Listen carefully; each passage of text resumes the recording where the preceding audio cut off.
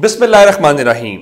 लाखों करोड़ों दुरूदो सलाम मोहम्मद मुस्तफ़ा सल्लल्लाहु अलैहि वसल्लम और आले मोहम्मद पर। मैं हूं उमर दराज गोंदल। एक बात की तो दाद दें, और वह दाद ये कि शरीफ खानदान के पास सिस्टम की कोई ऐसी चाबी जरूर है कि शरीफ खानदान एक इशारा करता है और पूरा सिस्टम जो है वो एक कठपुतली किस्म का जो तमाशा है वो शुरू कर देता है।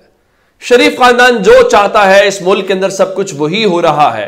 और कभी हम लंदन प्लान नामी बातें सुनते हैं, कभी और बातें सुनते हैं, तो लगता यह है ये पूरे का पूरा सिस्टम जो है वो शरीफ खानदान के लिए काम करता हुआ नजर आ रहा है। शरीफ खानदान की तरफ देख के कहा जाता है कि कहीं वो नाराज ना हो जाए, कहीं वो बुरा ना मान जाए। अब जरा लेटेस्ट खबर सुन लीजिए, जिससे आपको अंदाजा होगा कि इमरान खान के खौफ के अंदर आखिरी हद भी पूरी कर दी गई है। पाकिस्तान के अंदर राइट नो लगता यह है कि ना तो कोई अदालतों की हैसियत है, ना पाकिस्तान के अंदर कोई आइन या कानून नामी सूरत हाल हमें दिखाई दे रही है। कैसे? पाकिस्तान तहरीक इंसाफ आज 15 अक्टूबर को लिबर्टी चौक के अंदर जलसा करना चाहती थी। पाकिस्तान तहरीक इंसाफ को यह जलसा नहीं करने दिया गया। मामला अदालत पहुंच गया। अदालत ने कहा कि 72 घंटों के अंदर इजाजत के हवाले से करें। तहरीक इंसाफ ने उनको 3 मकामात तजवीज किए, उनका हमें यह मंजूर नहीं है। तहरीक इंसाफ ने गुज़श्ता रोज 2 मकामात मजीद उनको तजवीज कर दिए। दूसरी जानिब मुस्लिम लीग नून ने एक दरखास्त दे रखी है, और वो दरखास्त है लाहौर की ज़िला इंतजामिया को, और उनको उन्होंने बताया है कि जनाब 21 अक्टूबर को लाहौर के मीनारे पाकिस्तान के ऊपर चंद एकड़ के ऊपर वो एक जलसा करना चाहते हैं। उसकी वजह यह है कि नवाज शरीफ वतन वापस आ रहे हैं, और आज जो है वो बाकायदा कंटेनर्स, क्रेने, जिसके जरिए उन्होंने सारा कुछ करना है, यानी 21 तारीख को जलसा है और आज 15 तारीख को बाकायदा तौर पे, जिसको यूं कहिए कि ग्रेटर इकबाल पार्क जो है वो मुस्लिम लीग नून के हवाले कर दिया गया है कि आप इंतजामात करें, तमाम चीजें करें। अब राइट नो खबर यह है, जो इस वक्त लेटेस्ट खबर मेरे पास आई है, लाहौर की ज़िला इंतजामिया ने मुस्लिम लीग नून की दरखास्त के ऊपर उनको मीनारे पाकिस्तान के ऊपर जलसा करने की इजाजत दे दी है, और साथ ही कहा है कि मुस्लिम लीग नून को मीनारे पाकिस्तान जलसा करने की इजाजत शराइत के साथ दी गई है। शराइत के हवाले से होता आमतौर पर यह है कि सिक्योरिटी को लेके आप SP security, SP city, SP फलां के साथ जो करेंगे, तो उसके साथ जो है दूसरी जानिब बताया गया है कि डिस्ट्रिक्ट इंटेलिजेंस कमेटी का इजलास जो है आइंदा 2 रोज के अंदर होगा। लेकिन एक दरखास्त जाहिर है कि पाकिस्तान तहरीक इंसाफ ने भी दे रखी है, लेकिन पाकिस्तान तहरीक इंसाफ की इजाजत के हवाले से लाहौर की ज़िला इंतजामिया कह रही है कि तहरीक इंसाफ की दरखास्त का बगौर जायजा लिया गया, लेकिन जलसे की इजाजत मिलना मुश्किल है। अच्छा, वो इजाजत क्यों मिलना मुश्किल है? बताया गया है कि तहरीक इंसाफ जहां जलसा करना चाहती है वहां जलसे की इजाजत देना मुमकिन नहीं है। तहरीक इंसाफ अगर बड़े ग्राउंड में जलसा करना चाहती है तो फिर गौर किया जा सकता है। यानी तहरीक इंसाफ ने कहा हम लिबर्टी चौक के अंदर जलसा करना चाहते हैं, बिल्कुल नहीं कहा। उनका हम जीपीओ चौक में जलसा करना चाहते हैं, उनका जी नहीं करना चाहते। अब उन्होंने सेशन कोर्ट वाले ग्राउंड की बात कर दी, एक और ग्राउंड की बात कर दी, लेकिन कहा गया नहीं नहीं, यहां पे नहीं, अगर इससे भी कोई बड़ा ग्राउंड है तो वहां पे आपको जलसा करने की हम इजाजत दे देते हैं, लेकिन यहां पे आपको जलसा करने की। यानी आज की खबर वन लाइनर यह है कि लाहौर की ज़िला इंतजामिया ने मुस्लिम लीग नून को ना सिर्फ आज से ही जलसे की इजाजत दे दी है, बल्कि लाहौर का मीनारे पाकिस्तान ग्राउंड भी उनके हवाले कर दिया है। लेकिन दूसरे नंबर के ऊपर पाकिस्तान तहरीक इंसाफ के हवाले से कहा है कि उनकी दरखास्त का बगौर जायजा लिया गया है, और उस बगौर जायजा लेने के बाद उनको जलसे की इजाजत देना जरा मुश्किल काम है, तो यह काम शायद जो है वो ना हो सके।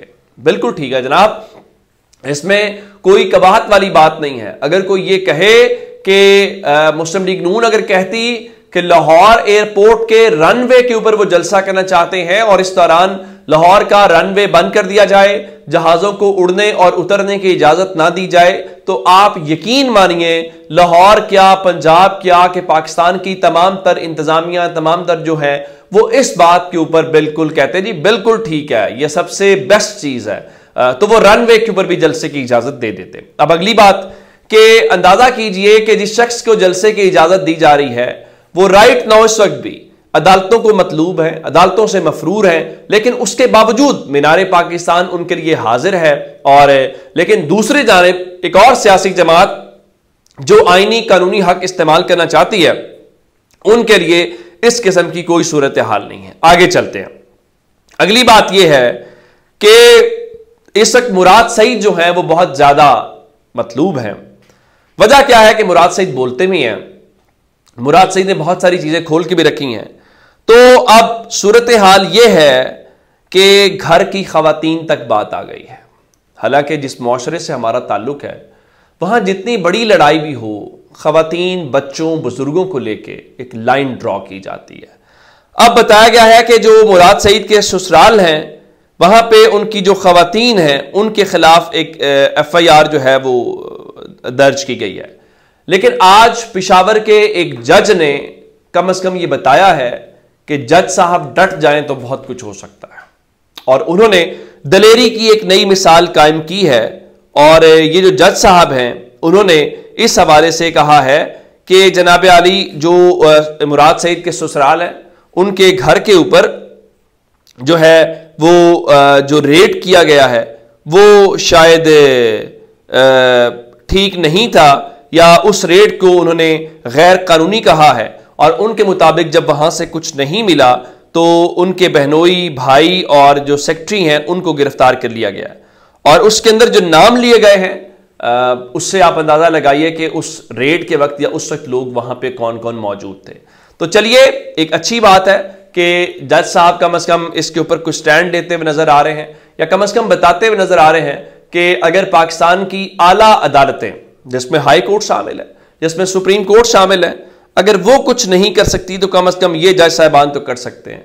यानी काजी फायज ईसा साहब जो हैं वो बहुत आइडियल सिचुएशन की बहुत सारे बातें करते हैं। उनको पता भी नहीं है कि उनके दौर में असातिज़ा के साथ क्या हो रहा है। असातिज़ा को हवालात में बंद किया गया है और असातिज़ा जो हैं उनको जनाब अली क्या कहना चाहिए कि 3 MPO तक गिरफ्तार किया जा रहा है। लेकिन कोई बात नहीं है, काजी फायज ईसा साहब जो हैं उसको देख रहे हैं।